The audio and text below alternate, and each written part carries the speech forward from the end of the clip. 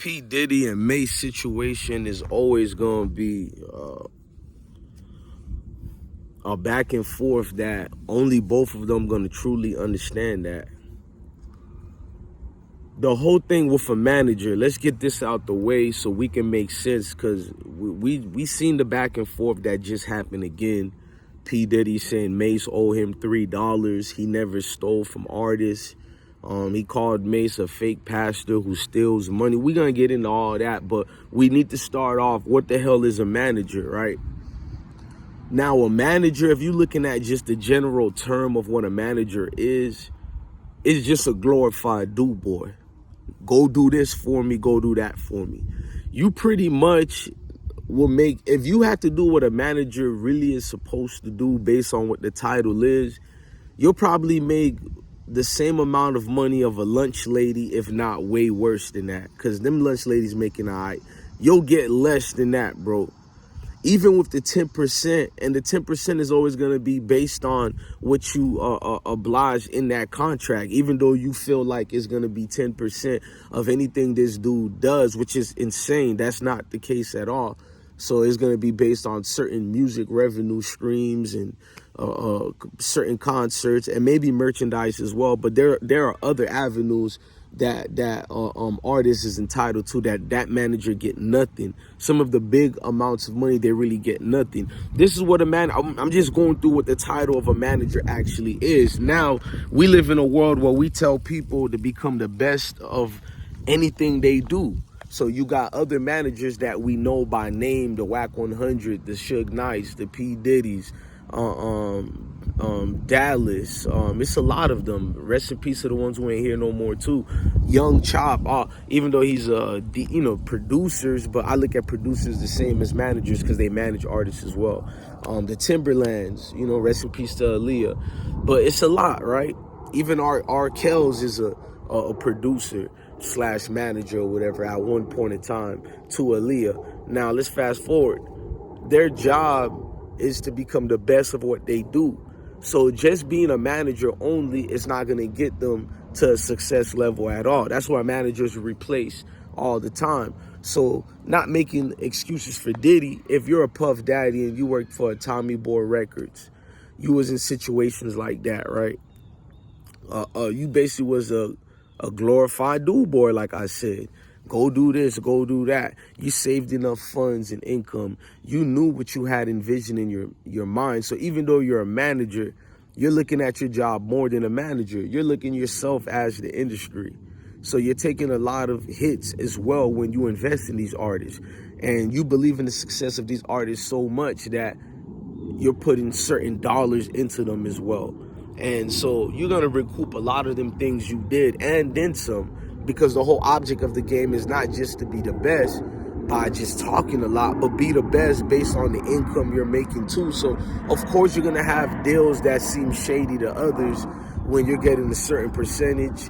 You're getting more on the back end than this artist. Is it messed up? Yes, it is. But at the end of the day, who determines what's messed up or not? Who looks at that high moral compass? It's that artist's job to put themselves in the right space and time, not to get what you call hoodwink or bamboozled, because you can cry all day about another's artist's pain. That's not your pain or my pain. At the end of the day, that doesn't mean in our eyes that Diddy is a bad guy because what he allegedly did to Mace and other artists, you feel me, which are still alleged. And even if he did it, like, why would it be bad? And who's to say it's not just is what it is? You sign up for what you sign up for. You wanted this man to make you successful, rich, and a star. He did that. Now, to certain limits, was the actual contract, meaning that if you signed up for this percentage and or whatever X, Y, and Z, you got to look at the artist at the end of the day. That manager did what he was supposed to do. He was managing in a way to make himself win first. When you're a manager, you got to make sure you win first, whether people think it's bad or not. Again, we went through what an actual manager is supposed to do and or whatever, if you look at the generalization of it.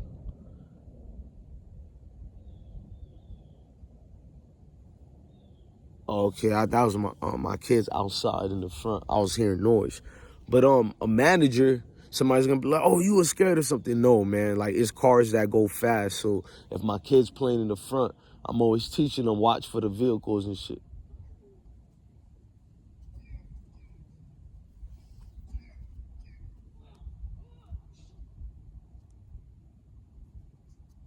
Hold on, babe. That's you?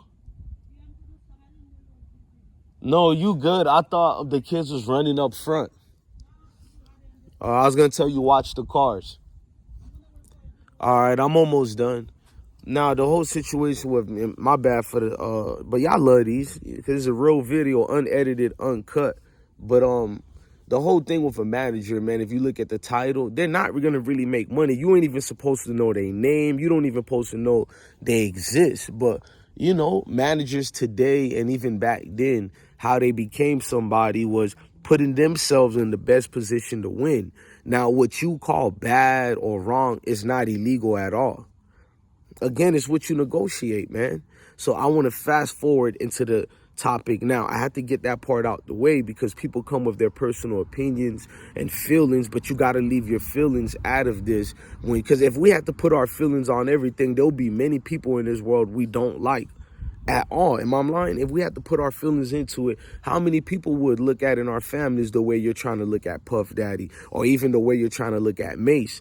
Now, if you're Mace, you got this talent. You was a basketball superstar, and you're thinking you're gonna, go to the NBA one day. Dreams come flat, and you're out here to get it. Here's this charming dude from Harlem. He's from Harlem like you. His dad got a name, because y'all know Puff Daddy dad was one of them real ones out there in the streets. We're not going to get into that.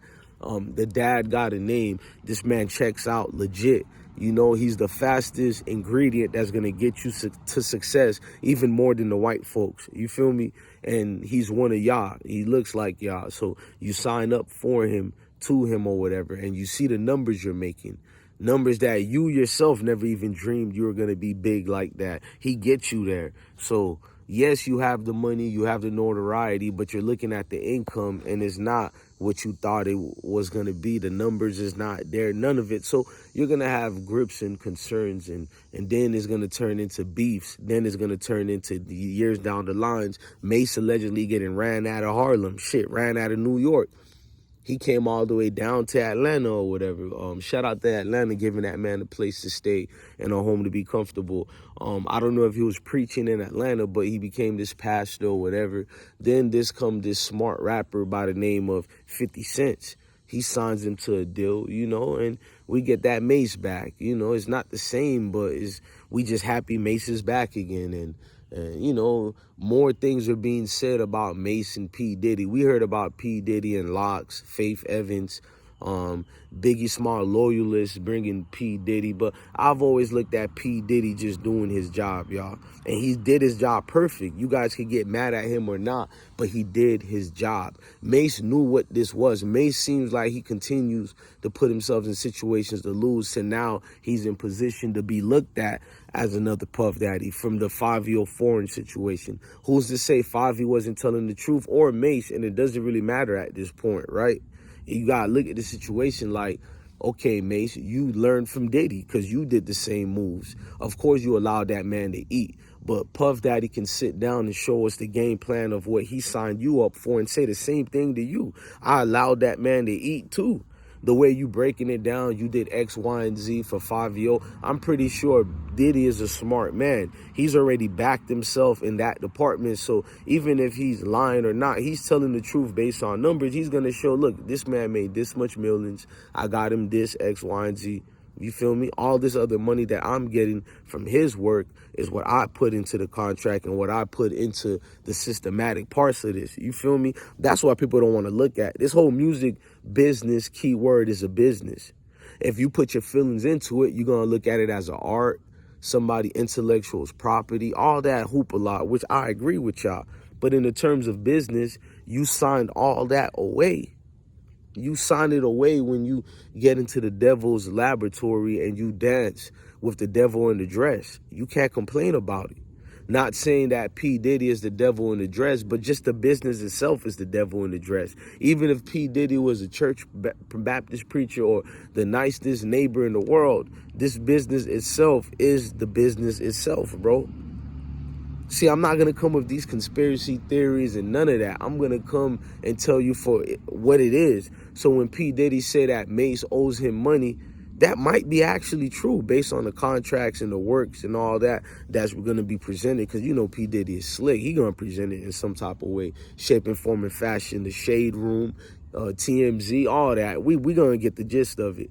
And you're going to see no matter how much your feelings is into it, Mace probably owes more than 3 million. Probably all these rappers, they owe a whole lot of money to P. Diddy. But P. Diddy is one of the best top tier managers, meaning he's going to go above and beyond what the actual title is. We went through that already. We explained that part already. So he's going to have different avenues of streams of income coming in where it may look like he's benefiting more from your work than you yourself, when that might not be the case in point or time. Maybe in the beginning of it, that was the case, but afterwards, he invested your back end to other ventures, you know, Fortune 500 companies and all that, that brought him more. Of course, it was on your back. That's a manager.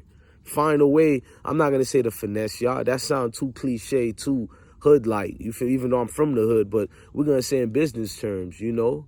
He put himself in a position, because everything in that world is position. He put himself in a position to benefit on the back ends of your back ends. And it was perfectly legal. No matter how much me or any of Mace fans get mad at it. So when Puff Daddy is talking his hot ish right now, it's not P. Diddy from the block. It's Sean Puffy Combs right there, the businessman. You know, the savvy businessman is letting you know, okay, since I kept quiet about this whole thing for years now, listen, you owe me money, dude. Now we're going to talk the big boy game. I can get some litigations involved here, and you're going to pay me on your back end and then some again. No matter how much people think is wrong, he'll win that. So instead of looking at this Puffy and Mace situation and back and forth, feeling sad and bad for these rappers and all that, you should feel bad and sad for them, but you should stop acting like they're victims to their own selves. Everybody have to take accountability here. So you can use it as a way to circumstances, show artists not what to give up as far as intellectual properties, and also a work ethic like Puff Daddy. You should show your family members what you should strive to be in the business world wise. No, not dirty and grimy, because you kept your part of the bargain. You gave them fame. You gave them stardom. They had a couple of millions, if not then some. They're getting publishing and all that. You gave them what you told them you was going to give them. They can't get mad because what you gave them, but it didn't stop you from recouping some from the back end as well. In fact, in large amounts, I would agree with. So it is what it is, man. It's business. You signed for this house, and now you're complaining about the house, and you're getting mad at the realtor or the previous owners, but you signed up for it. It's what you negotiated. You got the looks at the ins and outs. We've been knew the devil was wearing a dress, so what was brand new all of a sudden? So look, man, I'm not on nobody's side on this side. I'm just on the nature of things. It is what it is. Ain't nothing evil to the degree was done here. Life was done here. Nature took its course. And those who were what they were got what they were. And those who were becoming bigger than what they were became bigger than what they were. It just is what it is, man. Look, I'm your guy, DJ Bless One. Thank you for watching another episode of I Smoke Hip Hop Live. If you feel what I feel, man, let me know in the comment sections about this, man. Tell me your opinion. This was my response to this whole theatrics. You feel me? So let me know in the comment section so I can rebuttal you. Love your family. Love your kids. Stay blessed, man. Peace.